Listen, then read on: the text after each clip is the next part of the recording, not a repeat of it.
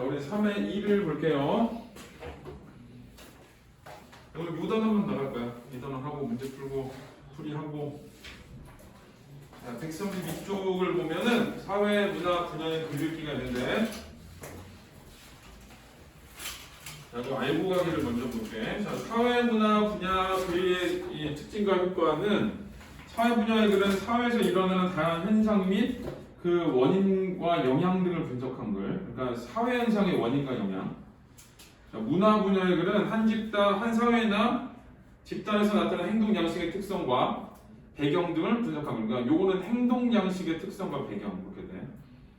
그래서 이제 이런 글의 특징은 여러 집단이나 개인의 사회적 요구와 신념, 사회적 현상의 특성 등을 체계적으로 다루고, 하나는 개인의 사회적 요구와 신념, 그래서 사회 현상, 그러니까 사회와 관련된 글이야 말 그대로. 자, 또한 역사적 인물 및 특정 사건과 관련된 사회 문화적 맥락을 다루기도 한다.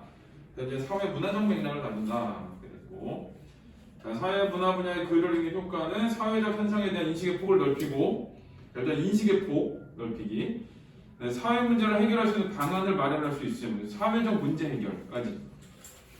그러니까 이제 첫 번째 기본적으로는 사회에 대해서 좀 인식을 좀 넓게 받는 거예요. 여기저기에 대한 관심을 갖는 거고, 관심에서 끝나는 게 아니라 그 관심을 토대로 해서 어떤 문제가 있으면 해결할 수 있는 방안들, 대안 제시 이것까지 가야지 이제 그 사회 문화 분야의 글을 효과가 나오는 거야. 자, 사회 문화 분야 글을 읽는 방법은 글에 담긴 사회적 현상의 특성 및 이와 관련한 사회적 요구와 신념을 비판적으로 이해하며 읽기. 중요한 거는 비판적으로 이해하며 읽기야. 이게 이제 모든 글 읽기에서 제일 중요한 거거든. 대신에 내용이 뭐가 되는 거냐면 사회 현상, 그 다음에 사회적 요구. 저게 되는 거야. 그래서 여기 사회 현상의 특성 및 이와 관련한 사회적 요구와 신념을 비판적으로 이해하며. 그래서 제일 중요한 방법은 비판적으로 이해하며 읽기야. 이 내용으로는 사회적 현상의 특성, 사회적 요구와 신념은 내용인 측면이고, 어차피 사회 문화 글이가 이런 내용 들어가겠지. 이런 거를 읽는 방법은 비판적 이해하기. 자, 역사적 인물과 특정 사건을 다루는 글의 경우 사회 문화적 맥락이 유념한 비판적으로 읽기. 똑같이 비판적으로 읽기. 그래서 사회 문화 분야의 글 읽는 방법은 결국 뭐냐? 비판적 읽기. 없는 내용을 내가 찾아서 읽을 수는 없는 거잖아. 나와 있는 사회 현상에 대한 글이 쭉 나와 있으면 그걸 있는 그대로 받지 말고 비판적으로 읽어야 된다. 그겠네. 자, 밑에 이제 예문이 하나 나오는데, 전하께서 정학을 지키고 사도를 배척하시며 내거리에 비를 세워 양이가 오랑캐야, 서양 오랑캐, 침범하여는 화친을 주장하는 매국행위다라는 글을 새겨 만년토록 온 나라의 백성이 경계하였으니 누군데 아주 편행하지 않겠습니까? 라고 했지. 자, 이제 요거는 그 양이가 침범하는데 화친을 주장하는 매국행위다. 이게 이제 임금의 어떤 의지야. 그거에 대해서 뭐 한 거야? 누가 호명하지 않겠습니까? 그랬지. 그래서 이제 이거는 그 어떤 뭐 오상이 누군지 말지 그거하고 그런 거하고 상관없이 이 글에 대해서 누군들 아주 호명하지 않겠습니까? 그래서 사람들이 다 네 의견 받을 거야. 이런 의도도 있고, 또 하나는 그 화친을 주장하는 것은 매국행위를 비판하는 사람도 있을 거야. 라는 거 두 가지로 다 볼 수가 있어. 이 내용 자체만 보면. 근데 이제 밑에 사회문화적 맥락으로 봤을 때 어떠냐? 자, 윗글은 조선 후기 고종 때 척합에 대해 칭송한 글이다. 칭송한 글이래. 그러니까 누군들 아주 흠양하지 않겠습니까? 라는 거는 서리법으로 이 그 척하에 대해서 찬성한 거야. 여기 이제 배경을 보는 거지. 당시 서구 열강으로부터 잇따른 침략을 받았던 상황을 고려하며 윗글에 나타난 민족 자존의식은 적절한 현실인식이라고 평가할 수 있다. 그러나 당시를 보면 적절한 현실 인식인데, 자, 그러나 이러한 인식은 서양을 침략적 대상으로 규정하고 세국 정책을 강화하면서 서양의 선진 문물을 받아들일 수 있는 기회를 놓치게 했던 측면에서 비판받을 수 있다.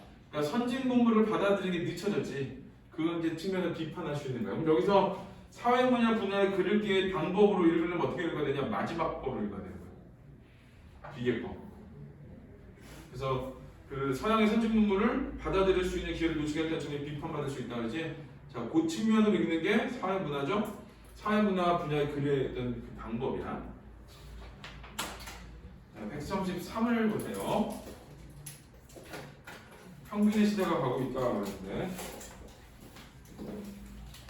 논설문이지 논설문. 논설문이 이제 주장하는 글이니까 이번에는 주장과 근거가 들어있어요. 주장과 근거. 보통 이제 논설문의 주제가 주장이야. 주제가 주장. 제자는 평균이고 설경은 논증적인데 논증이란 말이 뭐냐면 논리적으로 증명하다는 뜻이야. 논리적 증명. 그러니까 이게 근거라고 되어 있지만 사실은 논거라고 해요. 논거. 얘를 근거의 다른 말이 논거야. 논거가 뭐냐면 논리적 근거라는 뜻이야. 주장에 대한 논리적 근거. 저 논리적 근거를 가지고 증명을 하는 거거든. 뭐를? 주장을. 논증이란 말은 논리적으로 주장하다, 논리적으로 증명하다는 뜻이야. 이제 그래서 논증이란 말은 논설문에선 당연한 성격이야. 무조건 맞는 말이야. 설득적, 논증적 이런 거는 무조건 맞는 말이야. 설명적이지. 설명적. 논설문에 설명적 있는데 이거는 좀 근거를 설명하기 위한 게 많아. 자, 해제는 사회가 다변화됨에 따라 평균을 대표값으로 사용하기 어려워지고 있음을 말하며 다양한 변수와 양상을 고려하지 않은 채 평균을 자료를 대표하는 값으로 판단하는 오류를 범하지 않기 위해 유의할 점을 밝히고 있는 글이다. 그래서 이제 여기는 그 사회가 다변화됐어. 저 거기 좀 쳐야 돼. 그래서 어떻게 되냐? 세 번째 줄에 평균을 자료를 대표하는 값으로 판단하는 오류를 범하지 않기 위해 유의. 거기니까 줄 차례.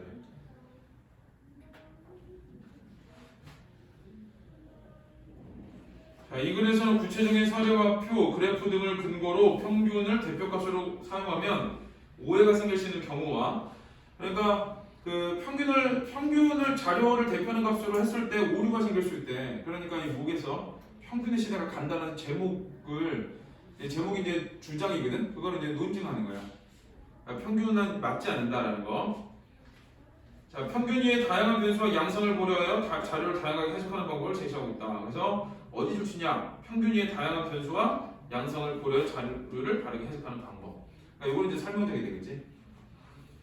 여기는 이제 성격에서 논증적이라고 하는 거는 평균이 이제 맞지 않는다라는 거에 대한 논증인 거고, 그 다음에 그 외에 다른 방법을 써야 한다는 건 설명적인 거고.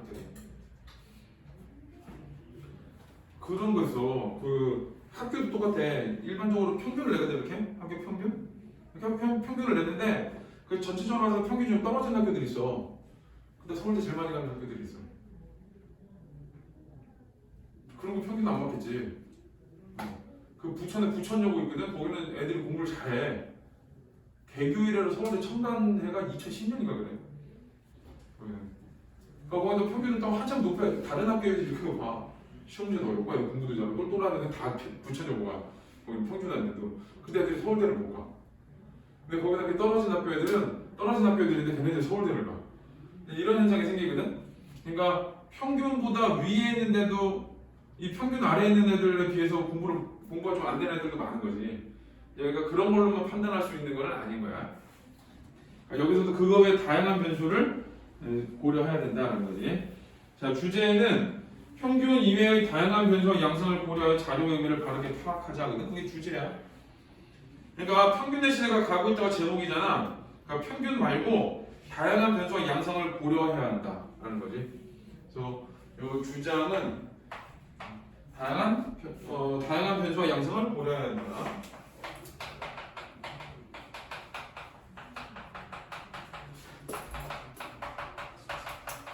자, 이게 이제 필요하다는 거. 여기 이제 주장이야. 자, 이거를 주장하기 위해서 평균이 맞지 않는다는 걸 보여주는 거고. 그렇겠지? 자, 구성은 서로는 자료의 다양한 변수와 양상을 고려하고 평균을 대표값으로 삼으면 사실을 잘못 이해할 수 있으며 여러 부정적 결과를 초래할 수 있으면서 어떤 평균 값의 폐해야. 이건 평균 값을 부정적으로 보는 거고. 자, 본론은 평균을 쓰면 안 되는 경우가 있음에 유의하고 자료의 범위를 보고 값의 크기에 따라 범주를 구분해 자료를 살펴야 한다. 그렇지? 그래서 거기서는 그 서론을 받았어. 서론에 보면은 평균을 부정적으로 봤잖아. 근데 본론에서도 평균을 쓰면 안 되는 경우를 유의하래. 그것처럼. 그래서 자료의 범위를 보고 값의 크기에 따라 범주를 구분하여 자료를 살펴야 된다. 그래서 자료의 범위를 보고 값의 크기에 따라 범주를 구분. 그게 이제 핵심 내용이야. 근데 결론은 평균값을 이용하기 적절한 상황과 그렇지 않은 상황을 파악하고 전체 자료를 세분화해 이해하고 분석하는 태도가 필요하다. 그래서 평균을 아예 버리라는 건 아니야. 평균을 아예 버리라는 거 조심해야 돼. 평균을 아예 버리라는 건 아니고 평균이 맞는 값이고 그렇지 않은 상황이 있어. 그걸 파악해야 되고 또 하나는 자, 전체 자료를 세분화해서 이해해야 된다. 뭐지? 그러니까 평균이 필요한 측면과 필요하지 않은 측면을 구분하라. 그 다음에 그 전체 자료를 세분화하고 이해해라. 이렇게 돼. 그러니까 결국은 뭐냐? 평균을 너무 중요하게 생각하지 말라. 이 얘기야. 자, 밑에는 3번은 평균을 대표값으로 사용할 때 나타날 수 있는 문제점. 사실을 부정확하게 전달하고 평균이 다양한 특성을 반영하지 못하는 경우가 있어서 자, 여기 이제 부작용이야. 문제점. 왼쪽 게. 사실을 부정확하게 전달하고 다양한 특성을 반영하지 못해. 이제 해결은 어떤 거냐? 전체적인 다양한 변수와 양상을 세밀하게 살펴야 된다. 그치? 그래서 이거는 왼쪽은 문제점, 오른쪽은 해결 방법 이렇게 되는 거야. 서윤아, 인사 그만해. 인사 그만. 그 다음에 자, 이제 5의 4번은 자료의 범위를 고려해야 하는 이유가 있는데 자, 문제의 상황은 우리나라 날씨는 연교차, 일교차가 크기 때문에 평균 기온만으로 정확한 정보를 얻을 수 없음. 그래서 예를 들어 우리나라 평균 기온이 10도라고 쳐. 여름에는 뭐 30도 넘어가고 겨울에는 영하 15도 막 가고 이러거든. 근데 남들이 보기 영하 10도 정도 되면 아 그냥 적당히 시원한 나라만 이렇게 생각을 해. 근데 아주 더울 때도 있고 아주 추울 때도 있는 거야. 이제 그런 게 그 평균 기온, 일교차가 큰 우리나라의 평균 기온이 그 평균값의 문제점이 되는 거야. 이해가 돼. 고려해서 월별 평균 기온, 월별 기온 차이, 하루의 최고와 최저 기온들을 알아야 정확한 정보를 파악할 수 있다. 그래서 월별 평균 기온, 월별 기온 차이 이런 게 전부 다 뭐냐? 자료의 범위를 정해 다양한 요소예요. 다양한 요소. 여기 뭐냐? 다양한 변수와 양상이지. 자, 그게 거기에 나오는 월별 평균 기온, 월별 기온 차이, 하루의 최고와 최저 기온 이제 여기에 해당하는 거야. 그러니까 자, 요게 이제 주장이잖아. 다양한 변수와 양상을 고려해야 된다. 자, 요거를 제가 기억해야 돼. 평균은 버려? 평균 쓸 때도 있어. 평균 쓸 때도 있는데 보고 버리는 건 아니야. 자, 값의 범주를 구분하여 자료를 살펴야 하는 이유는 평균값과 최빈수, 중앙값 등 차이가 있을 수 있어. 최빈수 알지? 가장 많이 나오는 수. 그거고 범주별로 반복되는 횟수나 값 등 평균 개념으로 포착하기 어려운 요소가 있어요. 그래서 그 평균값으로 포착하기 어려운 게 있기 때문에 자, 자료를 값의 크기에 따라 적당한 범주를 구분하고 범주별로 반복되는 횟수나 값을 파악하며 평균값 위에 최빈수, 중앙값 등 다른 대표값들을 살펴보아야 한다라고 해서 이 다양한 변수와 양상을 고려해라야. 그러니까 평균이란 말을 제외한 나머지 애들은 전부 다 일로 다 들어오면 돼. 다 일로. 자, 그래프를 그리는 이유와 유용성. 그래프는 시각자료야. 시각자료. 자, 자료 수가 많아지면 내용을 보고 파악하기 어려운 요약정리 조치해야 돼. 그래서 이제 그래프의 어떤 효과는 어떤 거냐? 요약 정리할 수 있다. 그다음에 전체 분포를 살펴볼 수 있다. 라는 거. 글로 막 읽는 것보다 사실 그래프 읽는 게 편해. 그러지 않아? 그래프는 훨씬 편해. 한눈 알아볼 수 있어. 근데 이게 수능 독서하고 연결이 되다 보니까 니네가 수능 독서에서 지문 따로 그래프 따로 보거든. 그래서 그래프를 보면 어려워 보이는 거야. 국어에서 그래프가 나오면. 근데 사실은 그래프 설명이 아니야. 다 그래프 설명. 자, 밑에 뭐 통계 어쩌고 나왔는데 자, 우리 134를 쭉 해볼게요. 134를 본문을 하고 옆에 있는 문제 풀고 독생의 기록이 펼쳐기를 하고 이 독서 소단을 평가하고 그 다음에 또 딴 문제 하나 풀고 자, 그 순서대로 할 거니까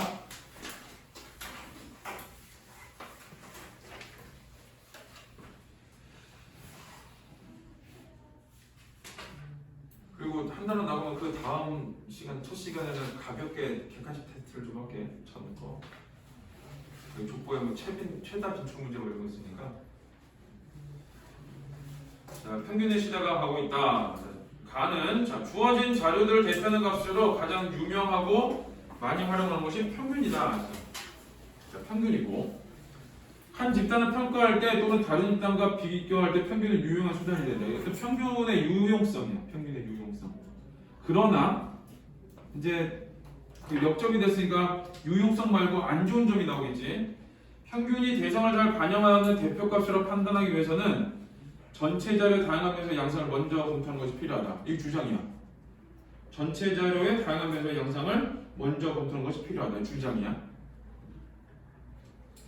평균값을 보기 전에 뭐부터 보냐? 다양한 변수와 양상을 보고 이 평균값이 맞겠구나 아니겠구나를 판단하는 거야. 그래서 자 순서대로 하면 여기 이 다양한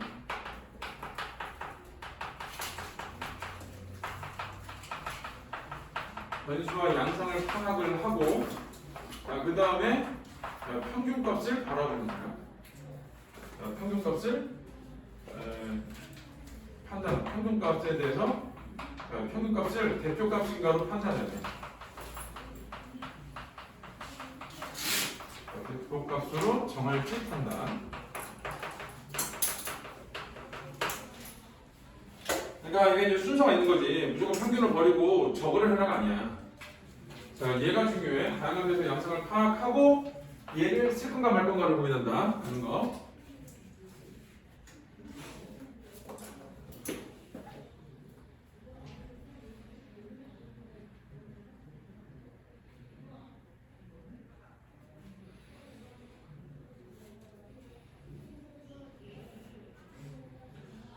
자, 이런 점을 고려하지 않고 평균을 대표값으로 삼으면 사실을 잘못 이해할 수 있으며, 만약에 얘를 안 했어.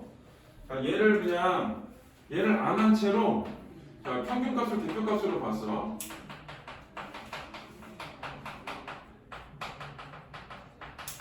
자, 이렇게 보잖아. 자, 그래서 뭐가 생기냐면은 문제가 생기는 거예요. 문제.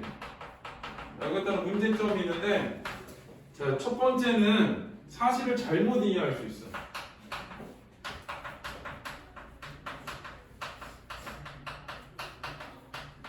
말이 좋아서 사실 잘못 이해지. 이거 사실을 왜곡한다는 뜻이야.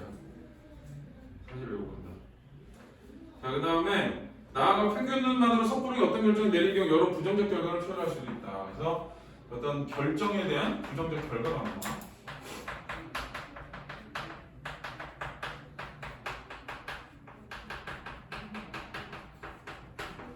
자, 여기에 이제 평균을 내고 이런 건 통계거든. 통계를 얼마든지 조작할 수 있어. 그러니까 수치를 받고 이런 게 아니라 통계를 어떤 통계를 사용하느냐에 따라 가지고 내가 원하는 유리한 정보만 따로 뺄 수가 있어. 나중에 이제 이런 말 하기 그런데 나중에 대학원 가서 논문 쓰고 이럴 때 이 통계 살짝만 틀어가지고 내가 원하는 그 결과를 나오게 할 수가 있어. 똑같은 조건을 가지고. 그러니까 이걸 이제 여기 이제 그 중에서도 평균값으로 봤을 때 만약에 내가 보기에 내가 내려는 결과가 제일 유리한 결과가 나와. 그러면은 이렇게 되겠지.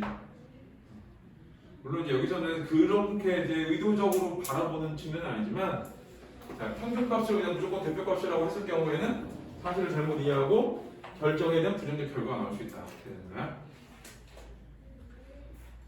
자, 예를 들어 이건 이제 예시야. 자, 주방에서 일하는 한국인들의 평균 키에 맞춰 일률적으로 만들어지는 계수되는 모든 대상에게 평균에 따라 행동하라고 강요하는 것이다. 근데 예시가 나왔지? 가끔 어떤 데 보면 너무 낮은 데가 있고 이게 지금은 그래도 우리나라 평균 키가 많이 커져가지고 이거 괜찮은데 옛날에는 진짜 낮았거든. 옛날 평균 키가 170 정도밖에 안 됐을 때가 있어서 170도 안 될 때가 있어서 남자 평균 키가 다 작아, 다 짧고. 이게 왜 이렇게 작니? 그리고 심지어 이 문짝도 옛날 지은 아파트들은 여기도 이게 낮아. 그 옛날 사람 평균 키 만들어서. 근데 요즘은 다 높아. 큰 사람들이 많아가지고. 그래서 여기서도 이제 그런 거 평균 키에 맞춰가지고 뭘 했더니, 자, 그게 이제 불편해지고 평균에 맞추라는 게 되지. 자, 이렇게 만들어진 계수들은 많은 사람들이 이용해서 불편을 느끼게 만든다. 이는 그리스 신화에 나오는 프로크루스테스의 침대 같은 것이다.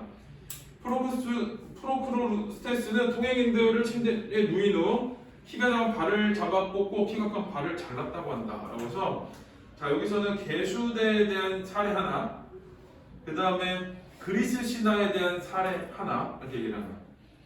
그래서 평균값을 대표값으로 했을 때 자, 이렇게 나올 수가 있어. 자, 요거의 문제점과 사례를 들어줘서 사례 첫 번째는 계수대의 사례. 자, 두 번째는 그리스 로마 신화를 인용했지? 그리스 신화 인용.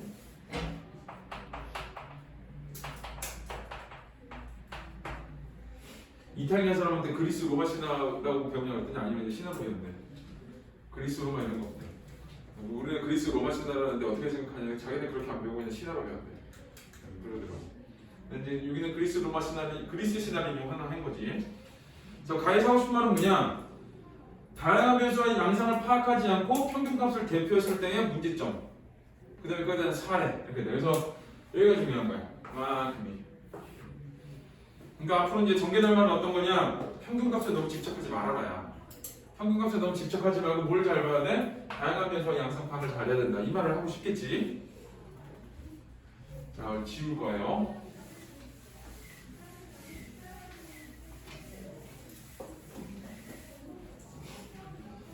자, 나는 본론은 자 평균값으로 평균을 대표값으로 사용하면 오해가 생기는 경우가 있다. 여기 이제 어떤 평균값을 대표값으로 사용했을 때 문제점이야. 자, 오해가 생기는 경우인데, 자, 여기 이제 나라고 되는데 나의 소제목 있잖아. 자, 평균값을 대표값으로 하면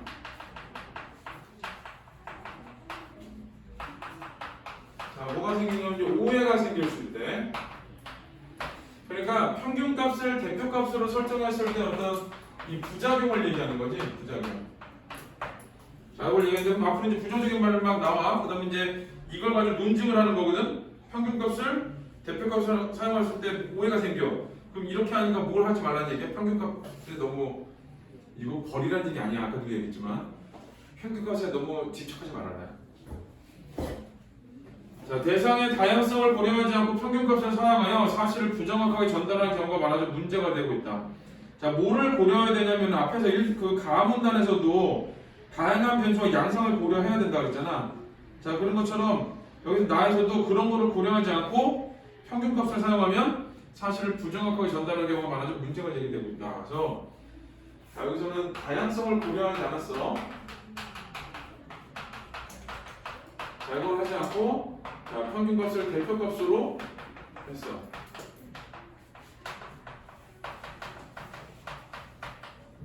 자, 이랬을 때에 사실을 부정확하게 전달하게 된대.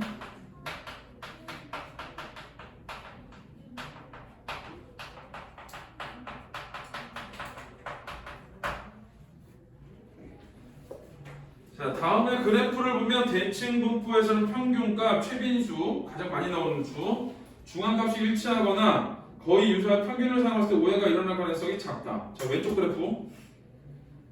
왼쪽 그래프. 자, 가운데 다 정해져 있지? 다 똑같지? 자, 근데 그에 반해 오른쪽 꼬리 그래프에서는 자, 하나는 그래프가 이렇게 생겼어. 그래서 자, 여기가 최빈수. 자, 여기가 중앙값. 자, 여기가 평균값이야. 뭔가 오해가 생기겠지, 이거는. 생겨먹은 것 자체가. 왜? 평균값이 제일 아래에 떨어져 있잖아. 오른쪽 꼬리 쪽에 위치한 값들의 크기와 빈도에 따라 최빈수, 중앙값, 평균값이 차이가 나게 된다. 이거 어떻게 구하는 건지 고민하지 않아도 돼.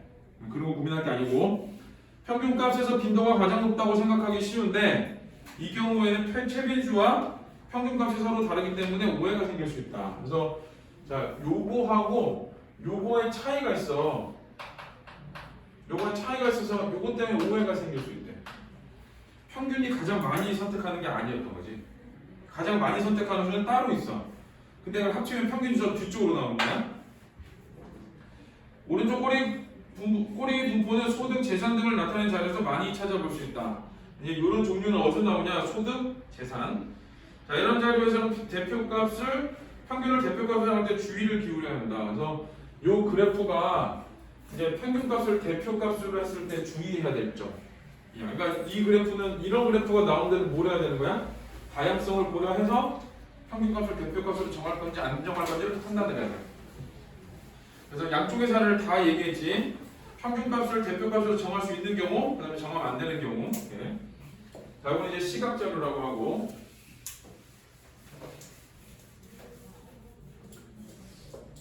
다음에 이제 포드주의식의 소품종 대량 생산 시대는 평균이 중요한 개념으로 자리 잡았고 많은 영향을 끼쳤다. 이거 옛날이야. 끊어야 돼. 그러니까 포드주의는 산업화 시대 정도 돼. 자, 그때는 이제 이 적은 종류를 많이 만들어. 그랬는데, 하지만 현대는 그런 평균의 개념이 소비자들의 다양한 특성을 반영하지 못하는 경우가 많다. 이 현대가 중요해. 자, 이제 다는 대비를 했지. 자, 포드주의. 자, 이때는 평균이 중요해. 자, 근데 이거하고 다르게 현대는 어떠냐? 자, 현대는 평균의 개념이 소비자들의 다양한 특성을 반영하지 못하는 경우가 있대. 자, 평균이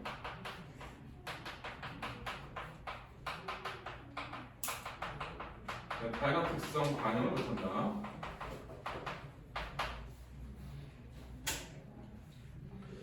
이제 뭐 예를 들어 전자제품을 사러 가 그러면 제일 많이 팔린 걸 달라 그러지. 그럼 평균이 아니잖아. 평균적으로 이 정도 가격대가 아니라 이 가격대 어느 정도를 뭐 원해서 뭐 이런 얘기도 하거든. 그럴 때 평균을 내. 평균이 어느 정도 수준 이렇게 내기를 하는데 이 정도 가격대가 평균 가격대예요 이러거든. 근데 그때 다시 뭐라고 그냥 근데 제일 많이 팔린 건 뭐예요 그러거든. 그럼 평균이 아니잖아. 그건 최빈수잖아. 그러면은 제일 많이 팔린 거 이거예요 그러잖아. 그거 사면 정확해. 보통은. 왜 그러냐면 예를 들어 120만 원짜리 40만 원짜리가 있어. 80만 원짜리 100만 원 평균값이잖아. 그 100만 원짜리를 사면 120만 원짜리 기능이 안 나오거든. 근데 사람들 보통 이제 이런 거가 있는데 비싼 거가 별의별 기능이 다 돼. 필요한 기능 비싼 거에 다 있어. 이제 평균 가격대는 이 정도 돼. 구매의 평균 가격대는 이 정도라고 해. 근데 이제 그럴 때 그거 말고 그러면 샀는데 내가 없는 기능이 있을 수도 있잖아. 그러면 어떻게 하냐? 제일 많이 팔린 거 이걸 물어봐. 그러니까 이제 차 살 때도 제일 많이 팔린 게 그러니까 같은 차 중에 등급 중에 어떤 거냐고 물어보고 그걸 찍어주거든. 이제 그러면은 사람들이 많이 선택한 거. 평균이 아니지. 자, 이제 그 차이가 있어. 자, 미국의 일반 가구당 평균 가족 수는 3.6명이라고 한다. 이 평균값에 맞춰 건축업자들은 3인 또는 4인을 대상으로 하는 주택을 짓는다. 사례를 보여줬어. 하지만 평균 가족 수에 벗어나는 가족은 상당수에 달한다. 통계에 의하면 미국에서는 3인이나 4인 가족이 전체의 45%에 불과하며 1인이나 2인 가족이 35% 그리고 5인 이상 가족이 20%에 달한다고 한다. 이와 같은 사실은 평균을 참고할 때 전체 자료를 세밀하게 살피는 것이 중요함을 말해준다. 그래서 자 이게 현대는 평균은 다양한 특성을 반영하지 못한다 그랬지. 요거의 사례가 나온 거야. 사례가 미국의 가족 평균이야. 가족수 평균. 우리나라 출산율이 1.5몇이래. 그런데 한 명 낳네, 한 명. 근데 우리 집 둘이거든. 평균이 1.몇인데 우리 집 둘이거든. 우리 아는 집은 셋이야. 전에 우리 옆에 앉았던 선생님은 넷이야. 그리고 셋 있는 집 엄청 많아. 내 친구도 셋이야. 없는 애도 있어. 이제 1.몇에 없는 애는 뭐 그렇다 치고, 근데 이제 셋, 넷이 생각보다 많거든. 그럼 평균이 반영을 못하는 거잖아. 그래서 이 평균이 그 미국 가족수의 평균을 반영하지 못한다라는 거 하나랑 또 하나는 이걸 통해서 말하고 싶은 게 뭐냐? 전체 자료를 세밀하게 살피는 것이 중요하다. 그게 하고 싶은 말이야. 여기서는. 자, 이걸 통해서 이 사례를 통해서 하고 싶은 말. 자, 전체 자료를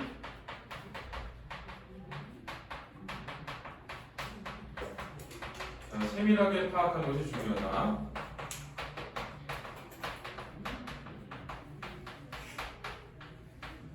자, 두 가지가 현재 나왔지. 첫 번째는 뭐냐? 요 다양성을 고려해서 평균값을 정해야 된다랑 평균값을 필요한지 안 필요한지 봐야 된다랑 그다음에 전체 자료를 세밀하게 파악해야 된다는 거. 요 두 가지가 중요해.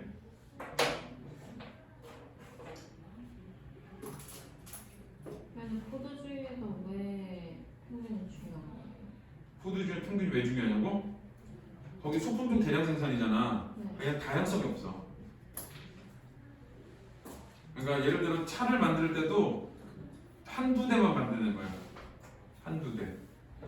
그러니까 그렇게 하면은 걔는 이제 효율성을 높여가지고 평균적으로 이거를 막 만들거든. 그리고 선택의 폭도 사람들은 없고 그러니까 다양성이 없는 거야. 근데 이게 현대는 다양성이 많다 보니까 얘를 같은 공정으로 똑같이 돌릴 수가 없는 거지. 근데 다양성이 많아져서 평균이 별로 안 중요하게 되는 거예요. 그렇지. 평균이 안 중요한 건 아니고 평균이 대표값으로 설정하기엔 무리가 있다는 거지. 그러니까 현대에도 평균이 중요한 부분도 있어. 근데 이제 아니면 평균이 안 중요한 부분도 있어. 이제 그거를 판단하기 위해서 필요한 게 뭐냐면 이건 거야. 다양성을 고려해서 다양성도 고려하고 전체 자료를 세밀하게 파악해서 요 자료의 요 부분에서는 평균값이 중요하다. 대표값으로 설정해야 된다. 이런 걸 판단하는 거야. 근데 여기는 평균값으로 대표값을 평균값으로 설정하는 거는 좀 부당하다. 이런 걸 판단해야 되는 거야. 아예 안 중요한 건 아니야. 근데 포드 시대는 웬만하면 다 맞았던 거야. 다양성이 부족했기 때문에. 근데 미국 그 가족 평균 수는 포드주의였을 때도 비슷했을 거 아니에요? 가족 수는 포드주의의 개념이 아니라 네. 평균 가족 수는 3.6인데 그게 잘 안 맞는 거야. 네. 그게 잘 안 맞으니까 평균적으로 뭔가를 만들었을 때 그게 어긋나는 게 많은 거지.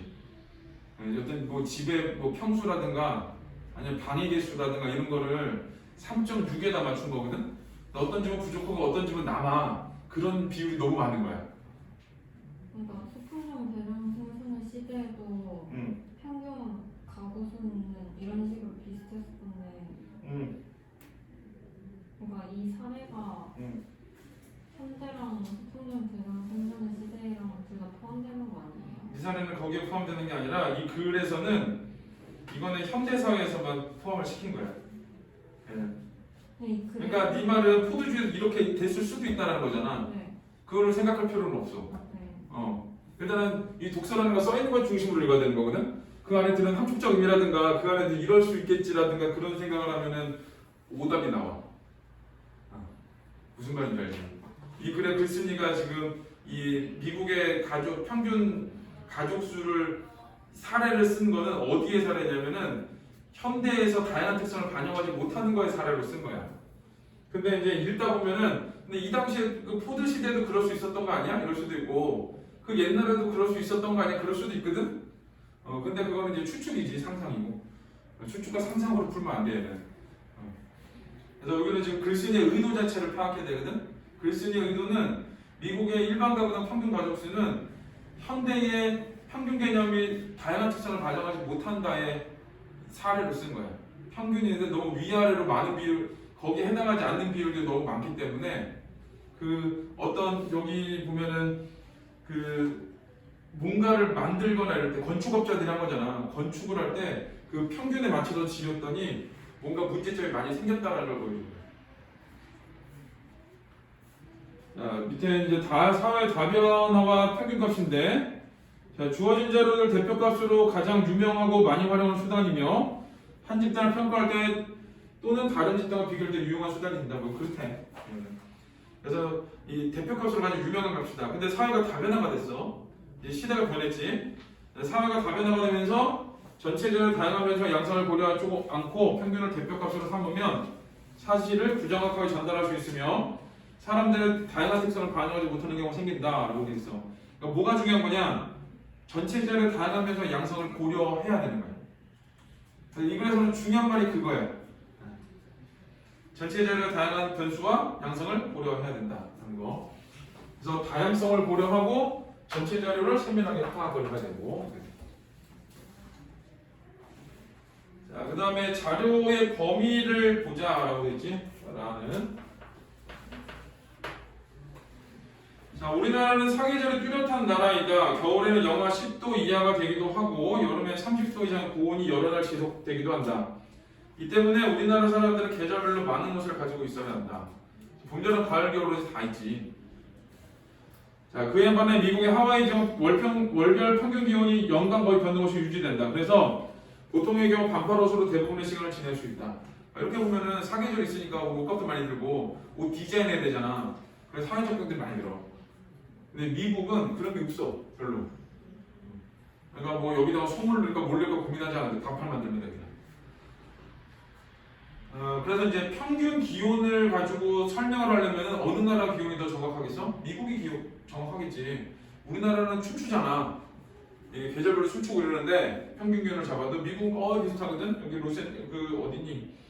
자 미국 하와이 같은 데는 그럴 때는 이제 그 우리나라 같은 경우는 평균 값을 대표값으로 삼으면은 안 되는 동네인 거고 미국의 하와이는 평균 값을 대표값으로 삼으면은 적절한 동네인 거고 그렇게 되는 거야. 자, 만일 미국 하와이 지역의 사람이 우리나라의 연평균 기온이 12.5도라는 말만 들었으면 어떻게 생각을 할까? 아, 긴팔에 겉에 뭐 저기 윈드스토퍼 같은 거 하나 입고 나가면 되겠구나 라고 생각을 하겠지. 근데 한겨울에 왔어. 그럼 어때? 걔 얼어 죽어. 그렇지. 이제 그런 문제야 이거는. 자, 자신이 사는 지역이 1년 내내 추운 곳이라고 생각하지 않을까? 자신이 사는 지역에 비해 1년 내내 추운 곳이라고 생각하지 않을까? 혹은 만약에 너무 더운 나라였어. 그러면은 일교차가 심하니까 그럼 자기 나라보다 훨씬 덥다라고 생각하지 않을까? 그렇게 되는 거예요. 자, 우리나라는 연교차가 큰 나라이다. 즉 여름과 겨울의 기온 차이가 심하다. 이를 연평균 기온만으로는 알 수가 없다. 그러니까 우리나라의 특성이 어떤 거냐? 우리나라의 얘가 그 평균 값을 대표값으로 정하기 어려운 나라야. 왜 그러냐면은 일교차도 심하고 계절별로 그 온도차가 기온차가 심해가지고 안 맞아. 자, 1월부터 12월까지 월별 평균 기온을 알고 월별 기온 차이를 파악해 여름과 겨울의 기온 차이를 알 수 있다. 그래서 평균으로는 알 수 없고 1년 내 평균으로는 알 수 없고 자, 월별 평균, 그다음 월별 기온 차이 이런 걸로 파악해야 된대. 그러니까 여기서도 이제 월별 평균이라서 이게 평균값이잖아 그럴 수 있는데 전체 평균을 얘기하는 거야. 인터넷에서는 전체 평균을 얘기하는 거고 그 전체 평균이 아니라 한 달 안에 얼마 그 다음에 월별로 1월과 2월의 기온 차이 이런 거를 알아야지 이제 우리나라 기온을 정확하게 파악할 수 있다. 이렇게 돼. 그래서 밑에 이제 표가 나왔지. 이것도 이제 시각 자료고. 그래서 우리나라는 평균 기온이 뭐 예를 들어 12.5도라고 나왔지 아까 12.5도인데 어떤 날은 영하 2.4도, 어떤 날은 25.7도 이래. 그러니까 10도 이상 차이 나는 때가 많은 거야. 그러니까 이거는 평균 기온 12도에 실제로 맞는 해는 뭐 4월하고 10월 정도밖에 없지. 나머지 10개월이 안 맞아. 그러니까 이런 거는 우리나라에 대해서 부정확한 자료를 줄 수 있다. 이렇게 되는 거야. 그래서 나는 우리나라의 연평균 기온. 자, 이거는 뭐에 사례냐면은 자, 평균값을 자, 대표값으로 정하기에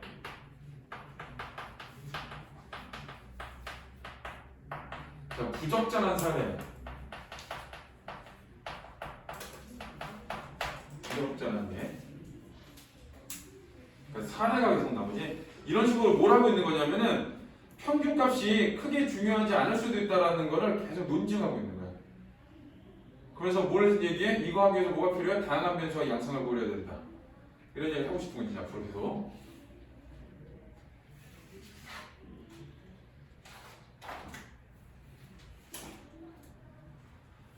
자, 이제 많은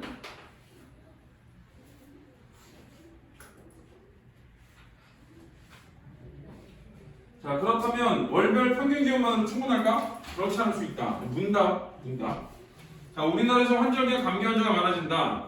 그 이유는 낮과 밤의 기온차, 일교차가 심하기 때문이다. 그래서 우리가 보통 여행을 갈 때도 해당 지역의 평균 기온만이 아니라 하루의 최고와 최저 기온, 일교차를 알아야 돼. 즉, 일차대 자료와 범위를 정해 다양한 요소를 고려할 수 있어야 한다. 일차대. 하고 싶은 말은 그거야. 이제 라마를 통해서 하고 싶은 말. 자료의 범위를 정해 다양한 요소를 고려할 수 있어야 한다. 네. 자, 이게 중요한 말이야.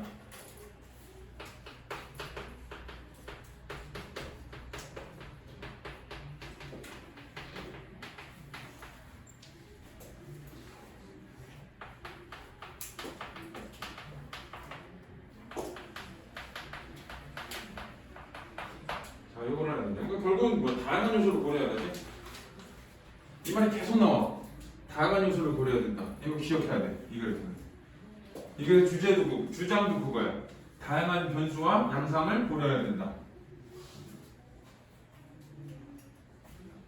여기서 이제 말하는 다양한 그 요소와 고려할 사항은 월별 평균, 그 다음에 일교차, 그 다음에 뭐 하나 더 뭐가 있냐, 그 월별 기온 차이 뭐 이런 거지. 자, 그런 게 이제 그 다양한 요소가 되는 거야. 사례로.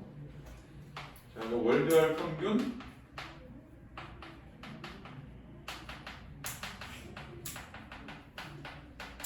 자, 월별 기온 차이, 자, 일교차, 이것들을 고려하는 거지. 자, 여기서 이제 연평균 기온은 부정적인 말이야. 그러니까 얘를 쭉 했더니 얘가 의미가 없어. 우리나라 연평균 기온이 큰 의미가 없어, 평균이. 그러면 얘를 안 쓰는 거야. 얘를 안 쓰는 거고, 이 걸 쭉 해봤더니 이 평균이 의미가 있어. 그럼 얘를 쓰는 거고 그런 거야. 그러니까 우선돼야 될 건 어떤 거냐면은 다양한 변수와 양상을 고려하는 게 우선돼야 되는 거야.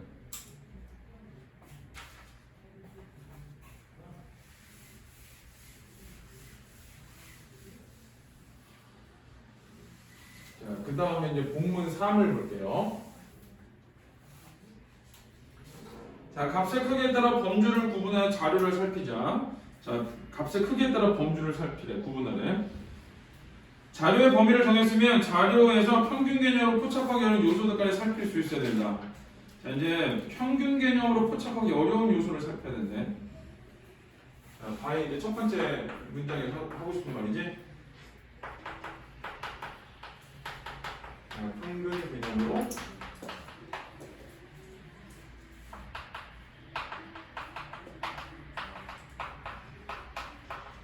포착하기 어려운 요소 살피기.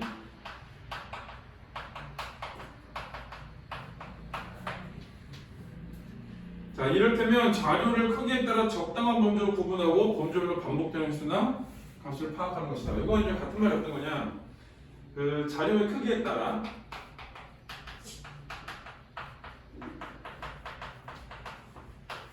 적당한 범주로 구분해야 돼.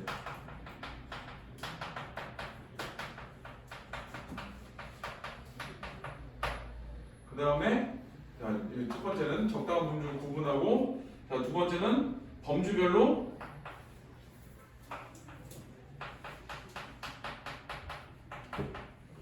반복되는 횟수,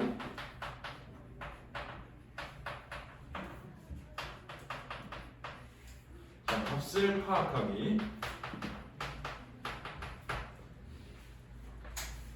그 범주를 구분해서 그 범주 안에서 저런 걸 찾는 거야. 자, 구분한 다음에 반복되는 횟수가 파악하기.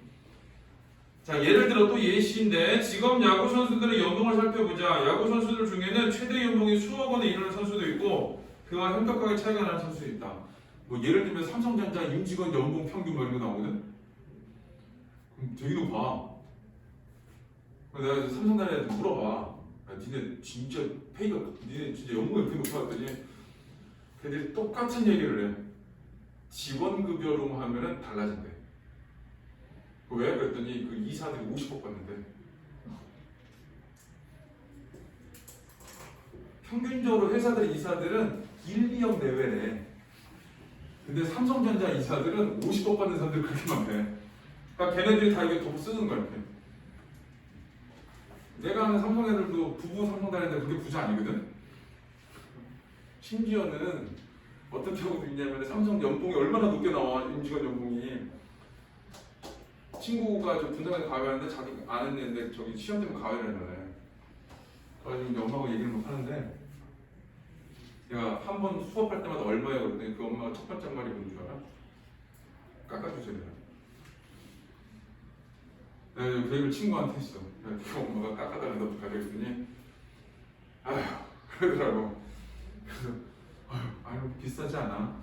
아휴 그러더라고. 그랬더니 야 그냥 내 얼굴보다 한번 그렇게 해줘 그러더라고. 그렇게 해줬어. 근데 내가 그 얘기를 다른 애한테 해줬어. 그 지금 저기 영통에 사는 삼성전자 다니는 사람들인데 나한테 그랬다? 그랬더니 애들이 아유 삼성도 별로 없구나 그러거든. 근데 그걸 굉장히 공감하는 삼성다니는 걔가 삼성전자 다니는 애가 걔가 후배인데 저희 그렇게 연봉 세지 않아요. 그러더라고. 근데 사실 그런 거는 파악이 안 되잖아. 그렇지 않겠어? 파악이 안 돼. 걔네들은 왜 누군가는 한 5천만 원 받는데 누군가 50억 받거든. 얘네들 합치면은 25억 2,500이야. 그러면은 만약에 단적으로 보면 그러면은 누군가는 확 줄어든 거, 누군가는 20억이 올라간 거잖아. 그러니까 안 맞지 이거는. 그래서 이 범주별로 적당한 범주를 구분해. 예를 들어 사원들의 값, 근데 뭐 대리들의 값, 뭐 가장들의 값 이런 거를 따로따로 범주를 분류한 다음에 그 안에서 다르거든 연봉들이. 자 거기서 이제 반복되는 횟수와 값을 파악하는 거지. 자 그런 다음에 자 밑에 보면 그에 따라 야구 선수들의 평균 연봉이 약 1억 원이라고 하더라도 3천만 원 미만을 받는 선수들의 비율이 매우 높을 수 있다. 그렇지. 이대호가 20억, 24억? 20억인가 못해. 이대호가 20억인가 그런가 봐. 근데 그 롯데 구단에 2,500만 원 받는 애들도 있어. 그럼 차이가 되게 크잖아. 이와 같은 경우 평균만으로 야구 선수들의 연봉을 이해한다면 사실을 정확하게 이해하지 못할 우려가 있다. 왜 그러냐? 평균값은 되게 높은데 실제로 많은 사람들이 받는 가격은 달라. 받는 그 연봉이 다르니까. 자 그렇기 때문에 연봉 3천만 원 미만, 3천에서 5천만 원 미만, 5천에서 1억 미만, 1억 이상 등으로 범주를 나누고 얘네들이 몇 명씩 있나를 보는 거야. 각 범주의 비율을 고려해서 사실을 이해하려고 해야 된다. 예를 들면은 지금 3천 미만, 3천에서 5천 미만, 5천에서 1억 미만, 1억 이상인데 제일 많은 구간이 5천에서 1억 미만일 가능성이 높거든. 만약 예를 들면 그 구간이 가장 많다. 자 그러면 이제 그 구간에 사람들이 많이 있다는 걸 알아야 된다는 거야. 전체적으로 봤을 때 얘네들 전부 다 몇십억씩 받는구나 이렇게 하면 안 되는 거야. 자 이때 평균가 이외 가장 높은 빈도의 선수들이 받는 연봉인 최빈수의 동그라미 쳐 전체 선수들의 연봉을 순서대로 배치하였을 때 가장 중앙에 있는 선수의 연봉인 중앙가 등 다른 대표값들은 살필 수 있다. 그래서 이제 평균 개념으로 포착하기 어려운 요소를 살펴야 돼. 그럴 때는 어떻게 하냐? 방법은 적당한 범주로 구분해서 반복되는 횟수와 값을 파악하는 거거든. 그 반복되는 횟수에 해당하는 게 뭐냐 하면 여기 말대로 하면 최빈수. 그 다음에 또 하나는 그 가장 중앙값. 거기에 그 중앙값 이런 것들을 대표값으로 봐야 된다는 얘기야. 그래서 여기서는 이제 어떤 게 될 수 있냐? 그 평균값이 대표값이 아니라 최빈수나 중앙값이 대표값이 될 수 있다. 이런 걸 보는 거야. 근데 그거 하면서도 뭘 봐야 돼? 뭘 봐야 되는 거야? 얘도 적당한 범주로 구분해야 되는 거잖아. 그러니까 다양한 변수와 양상을 살펴봐야 되는 거야. 그러니까 기본적으로 제일 중요한 건 다양한 변수와 양상이 제일 중요한 말이야. 자, 본론사에 이제 사를 보면 선이야.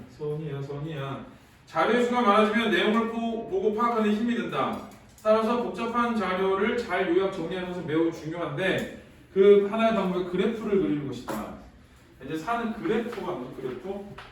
자, 그래프가 중요한 말이에요. 얘는 뭘 할 수 있는 거야? 복잡한 자료를 요약 정리할 수 있는 거야.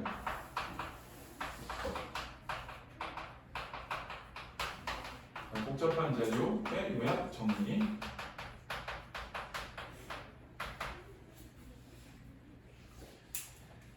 자, 즉 그래프를 그려 자료 전체 부풀을 보는 방법인데 특히 처음 자료를 수집한 경우에는 자료의 내용이 히스토그램으로 그려 자료 전체 분포명을 보는 것이 효과적이다. 그래서 거기 이제 나오지. 자, 137페이지에 보면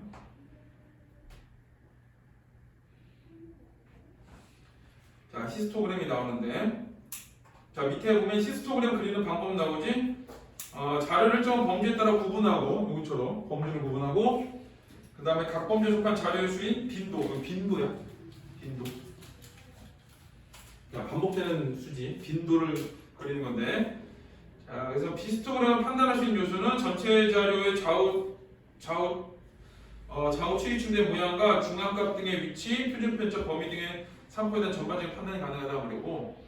자, 그 오른쪽에 이제 137에 히스토그램이 나오지. 자, 연봉 순서대로 나오는데 잘 많은 게 얼마인지 모르겠네. 그러다 보니까 이게 뭐 1억 6천만 원 이렇게 나오는 것 같은데 거기 가운데 값이 그 이하가 되게 많지. 그다음에 6억 4천 이상도 있지. 그런 데도 있고. 자, 안에 히스토그램은 연속형 자료의 분포를 표현하는데 널리 사용되는 방법으로 자, 연속형 자료의 분포 표현하는 거야. 자, 이 그래프 중에 뭐를 사례로 들었냐면 히스토그램을 사례로 들었는데 자, 이거는 이제 뭘 잘 볼 수 있냐? 연속된 분포. 연속된 자료의 분포.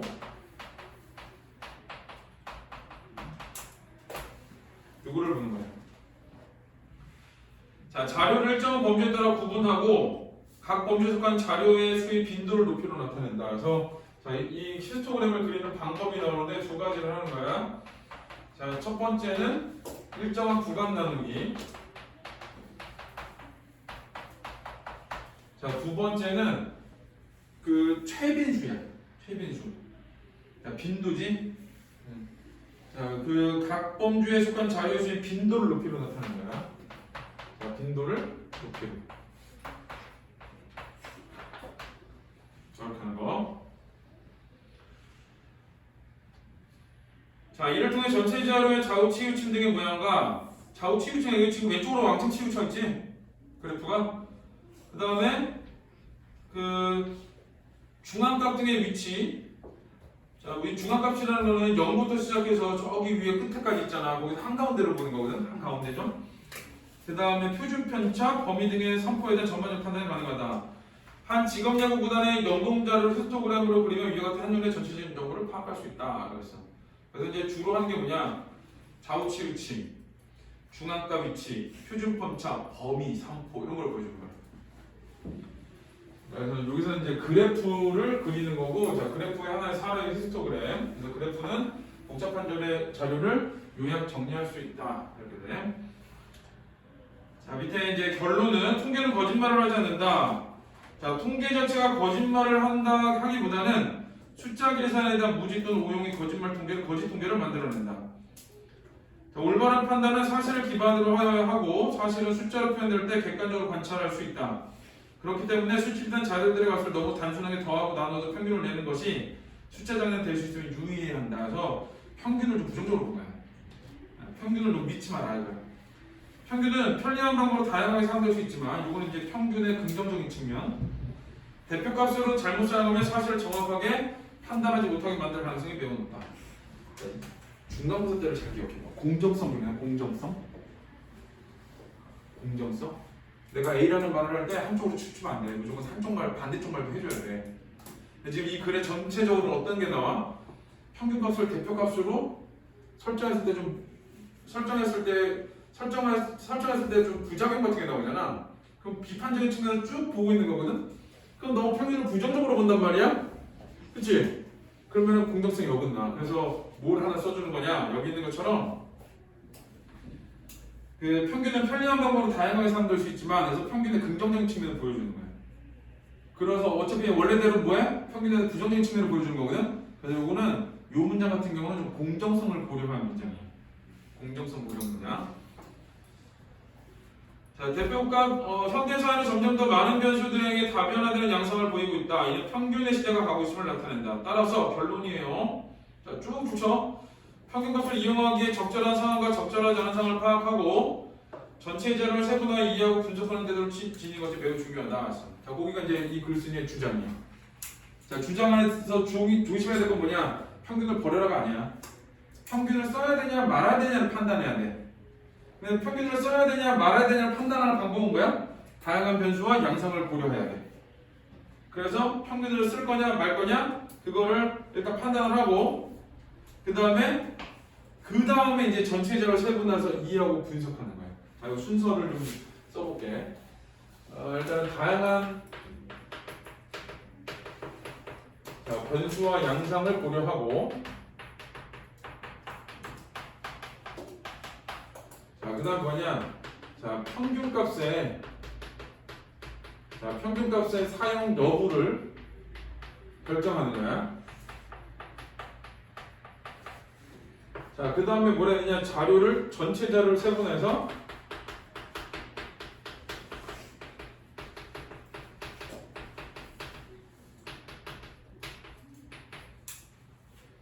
이해하고 분석하는 거야. 이게 그 이 글 전체 내용이야. 근데 이제 이 말을 하기 위해서 하나씩 논증을 한 거지. 예를 들어주고, 그다음에 예를 들어주고 뭐 근거를 얘기하고 하면서 자 말을 했던 거야. 그래서 여기서 제일 중요한 건 뭐냐? 다양한 변수와 양상을 고려해야 된다. 자, 이게 제일 중요한 말.